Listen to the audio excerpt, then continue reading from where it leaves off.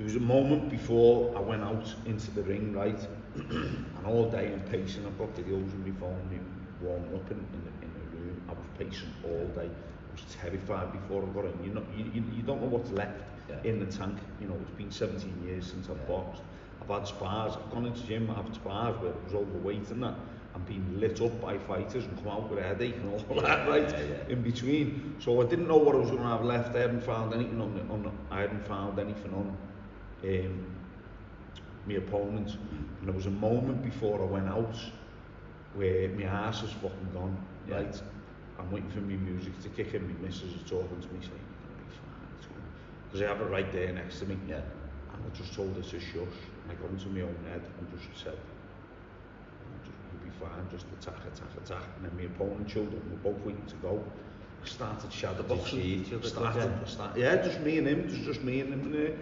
And I didn't say it, but I was like, "Are you ready, pussy?" And that's what, that's what, in my head, you know what I mean? Like, that was the most memorable moment for me, because that's where Tyson talks about it, doesn't he? He talks about it before I go out, I'm terrified, and then when I walk to the ring, I'm a god. And honestly,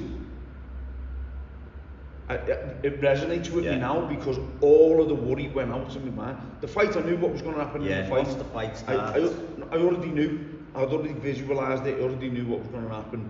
I've been doing this for years, since a kid. I've got the same knockout that I hit that kid with from when I was a kid. I walk here onto that shot. I've got a high IQ. So I knew how I was going to do it.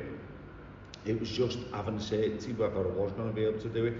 And that moment just before I walked out, when it was just me and him in that like dirty little back room kind of thing. And he walked in, and I looked him round his eyes, and I started warming up in front of him. That for me was the most memorable.